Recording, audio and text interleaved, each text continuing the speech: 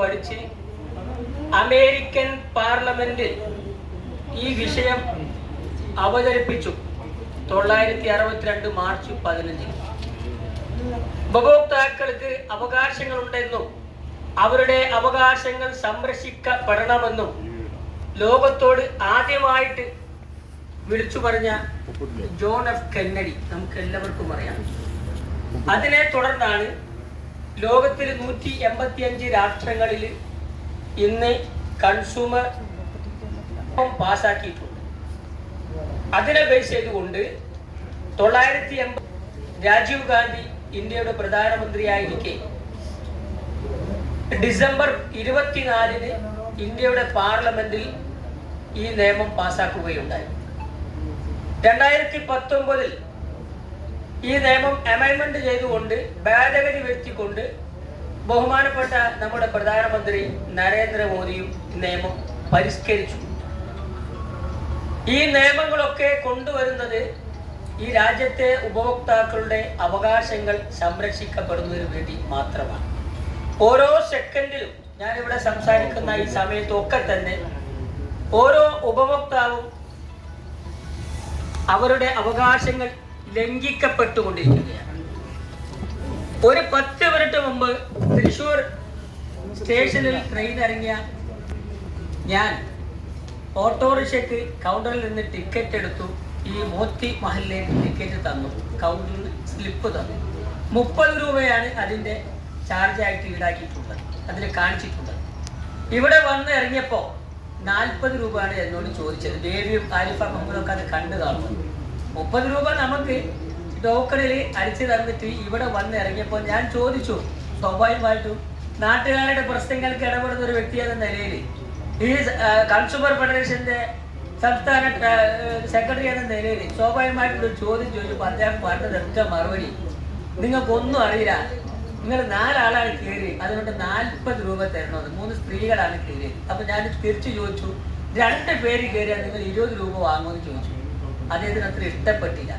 അപ്പൊ നമ്മളെ പോലും ഇതിന്റെ നിയമങ്ങൾ കൃത്യമായിട്ട് അറിയുന്ന, ഈ നിയമം പ്രചരിപ്പിക്കാൻ വേണ്ടിയിട്ട് മുന്നിട്ടിറങ്ങുന്ന നമ്മളെ പോലും ചൂഷണം ചെയ്യാൻ വേണ്ടിയിട്ടാണ് ഓരോരുത്തരും രംഗപ്രവേശനം നടത്തിയിട്ടുള്ളത്. അപ്പോൾ നമ്മൾ ഏത് സമയത്തും വിജിലന്റ് ആയിട്ട് നിൽക്കണം ഈ വിഷയത്തിൽ. കാരണം നമ്മൾ ചൂഷണത്തിന് ഇരയായിക്കൊണ്ടിരിക്കുകയാണ്. ഗവൺമെന്റ് ഓരോ സാമ്പത്തിക വർഷവും, നമ്മുടെ കേരള സർക്കാർ ഓരോ സാമ്പത്തിക വർഷവും 58 ലക്ഷം രൂപയാണ് അവയർനെസ്സിന് വേണ്ടിയിട്ട് നമ്മുടെ സംസ്ഥാനത്ത് ചിലവഴിക്കുന്നത്. ഈ നാട്ടിലെ കേരളത്തിലെ ഉപഭോക്താക്കളുടെ അവയർനെസ്സിന് വേണ്ടിയിട്ട് ചിലവഴിക്കുന്ന തുകയുടെ കണക്കാണ് 58 ലക്ഷം രൂപ. അത് ഒരു വർഷത്തേക്ക്, ഒരൊറ്റ സാമ്പത്തിക വർഷത്തേക്ക്. ഇതിൽ നിന്നാണ് നമ്മുടെ സംഘടനയ്ക്ക് ഈ കഴിഞ്ഞ വർഷം 40,000 രൂപ ഞങ്ങൾ 20,000 രൂപ കോഴിക്കോട്ട് നിന്നും 20,000 രൂപ ആലപ്പുഴയിൽ നിന്നും വാങ്ങിയെടുത്തിട്ടുള്ളത്.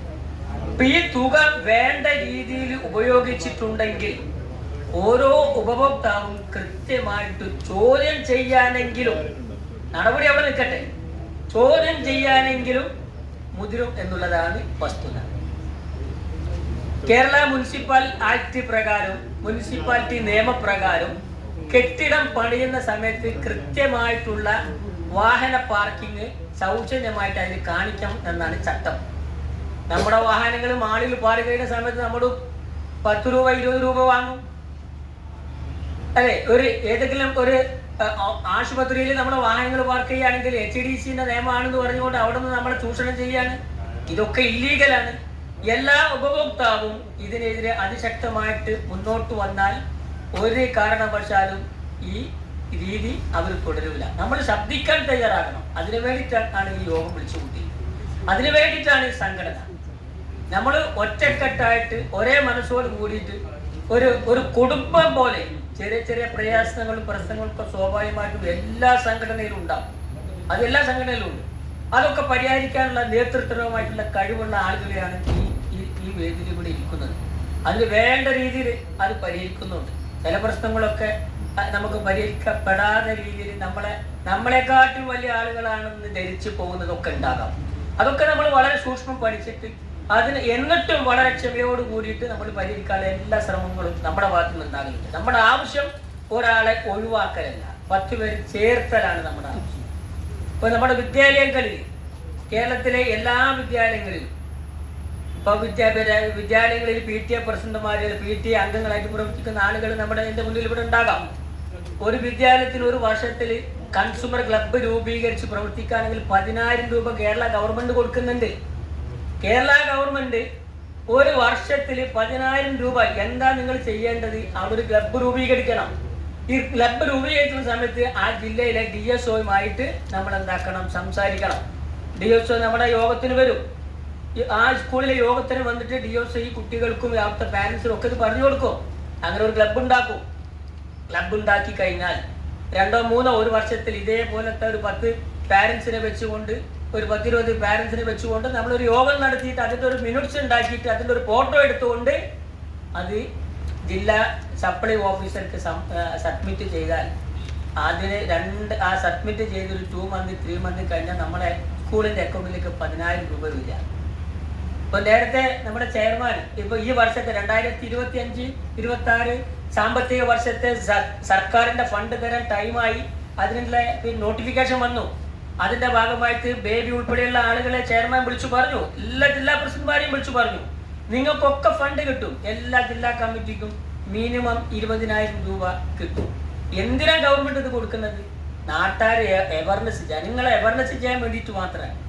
നമ്മളൊക്കെ നമ്മുടെ തിരക്കുകളൊക്കെ മാറ്റി വെച്ചുകൊണ്ട് ഞാൻ കോഴിക്കോട്ട് നിന്നും വിവിധ ജില്ലകളിൽ നിന്നും ഒക്കെ നമ്മൾ ഇവിടെ വന്നത് ഇതിന്റെ മെറിറ്റ് മനസ്സിലാക്കിയിട്ട് മാത്രമാണ്.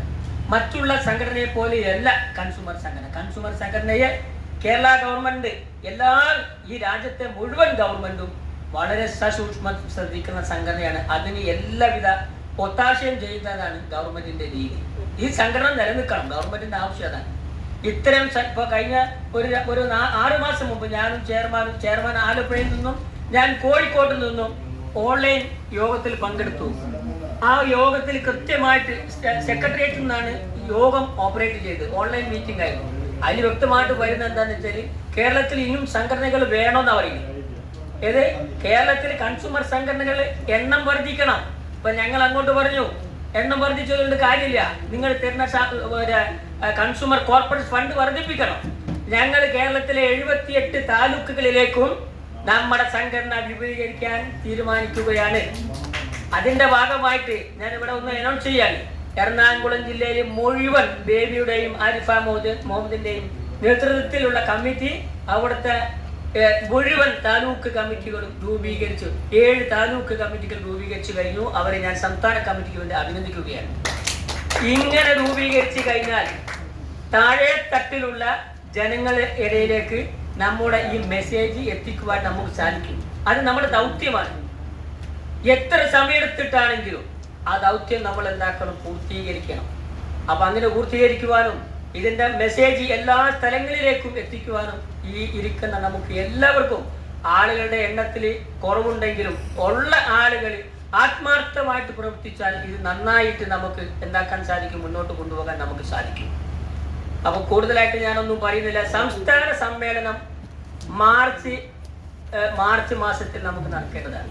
കൺസ്യൂമർ ഫെഡറേഷൻ ഓഫ് കേരളയുടെ 16ാമത് സംസ്ഥാന സമ്മേളനം നമുക്ക് നടക്കേണ്ടതാണ്. അതിന്റെ മുന്നോടിയായിട്ടുള്ള ജില്ലാ സമ്മേളനങ്ങളാണ് ഇപ്പൊ തുടരെ നടന്നുകൊണ്ടിരിക്കുന്നത്. ഇപ്പൊ ആദ്യം തന്നെ തുടക്കം കുറിച്ചത് എറണാകുളം ജില്ലയാണ്. അതിനുശേഷം പിന്നെ കോട്ടയത്ത് കഴിഞ്ഞ ദിവസം നടന്നു. ഇപ്പോഴിതാ തൃശ്ശൂർ നടക്കുന്നു. ഇനി സമയബന്ധിതമായിട്ട് എല്ലാ ജില്ലാ കമ്മിറ്റികളിലും യോഗം നടത്താൻ വേണ്ടിയിട്ട് തീരുമാനിക്കുകയാണ്.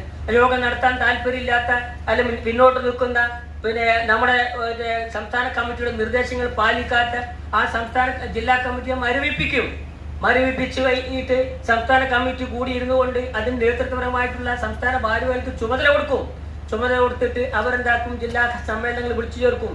നമ്മുടെ ആവശ്യം എന്താണ്? എല്ലാവരിടത്തും നമ്മൾ വളരെ താഴ്മയോട് കൂടിയിട്ടാണ് നമ്മൾ മുന്നോട്ട് പോകുന്നത്, പ്രവർത്തിക്കുന്നത്. അവരെല്ലാവരും കൂട്ടി യോജിപ്പിച്ചു കൊണ്ടുപോകണമെന്നാണ് നമ്മുടെ ആഗ്രഹം തന്നെ.